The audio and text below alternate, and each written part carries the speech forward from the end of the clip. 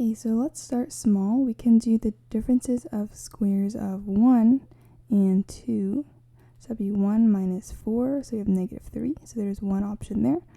The next step is the example that they gave us. So this is 4 and 9, so negative 5. After that, you could do 1 squared minus 3 squared, so that'd be 1 minus 9, so negative 8. And then the one after that would be 3 squared and 4 squared, so that'd be 9 minus 16. That gives us negative 7. We could also do 2 squared minus 4 squared, so 4 minus 16. That gives us negative 12, so that's not a possibility between negative 1 and negative 10. We could also do 1 squared and 4 squared, that's 1 minus 16.